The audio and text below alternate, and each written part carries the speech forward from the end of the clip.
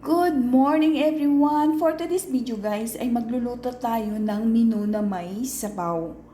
So naghiwa na tayo ng sibuyas, bawang, carrots, yung ating cabbage, green onion, chicken breast. Hinugasan na natin siya guys. Yung atay, hinugasan na rin natin. At meron tayong kikiam at squid ball. At meron tayong Mickey. Meron din dito guys na Mickey. Pero nakita ko guys kasi doon sa tindahan, ang nagdi-deliver is Pilipino. So, ang gumagawa nito is Pilipino. Meron tayong itlog at meron tayong cornstarch.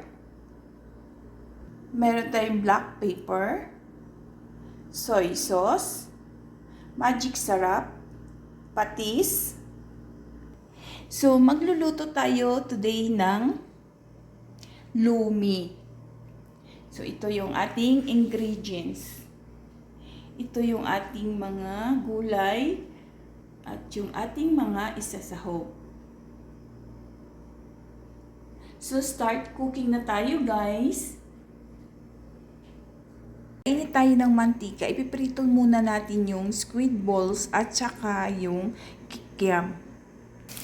Yun na guys. Prito muna natin yung squid balls. Sunod naman natin yung kikiam. Nasa sa inyo na yun guys kung gusto niyo prito or hindi. So, nagisa na tayo ng bawang.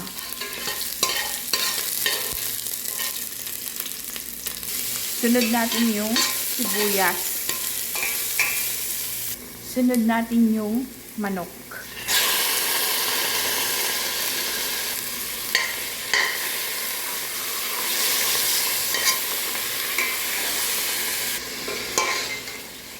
Guys, yung ating chicken breast.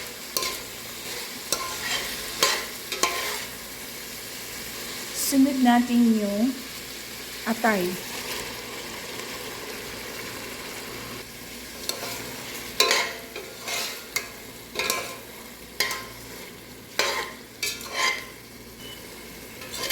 Hintayin natin na medyo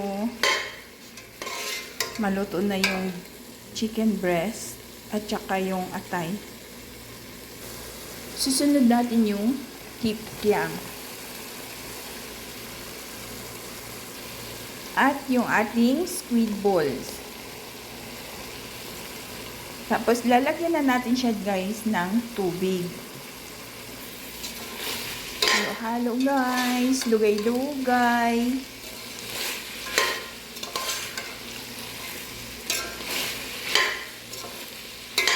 Lugay-lugay yun ang tawag namin kasi Ilonggo ako.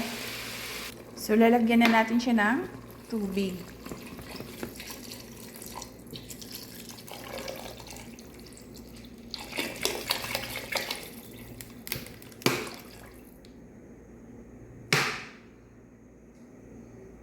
So, lalagyan natin siya ng patis.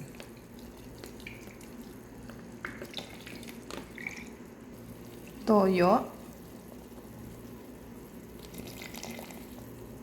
Konti lang guys. Nasa sa inyo na yun kung paano kayo magtimpla. Lalagyan natin siya ng paminta.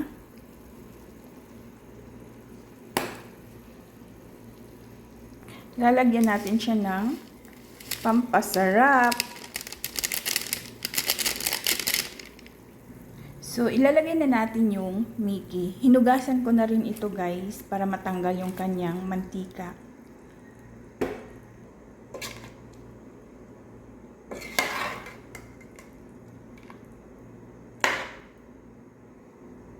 Hintayin natin siyang kumulo ulit.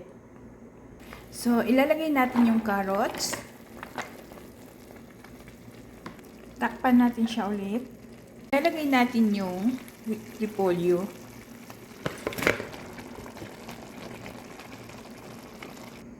So, yan na guys, yung ating lumi. So, ilalagay na natin yung itlog.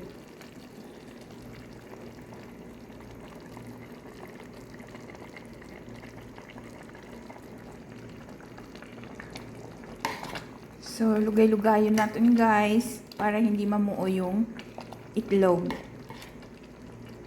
So, ilalagay natin yung cornstarch. Tansyahin nyo na lang guys kung kaano kalapot ang gusto nyo.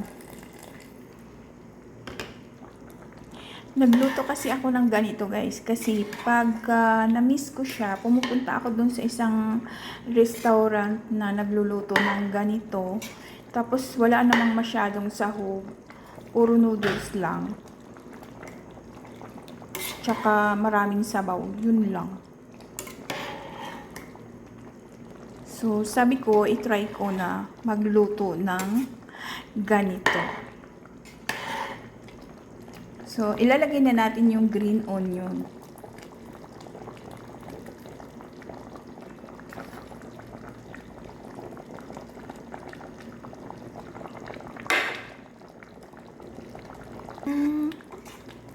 Wow, sarap!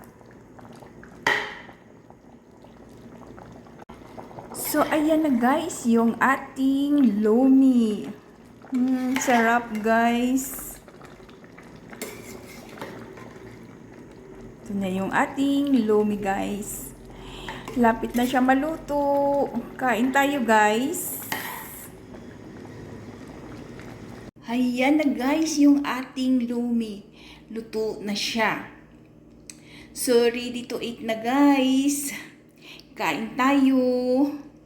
Mas masarap pala yung ikaw ang nagluluto kisa kakain ka dun sa restaurant na puro sabaw lang at saka noodles. Walang mga sahog. Umapaw lang yung sabaw pero yung noodles pag sandok mo, konti lang. So mas masarap na ikaw na lang magluto. So ito na yung ating lumi. Thank you for watching.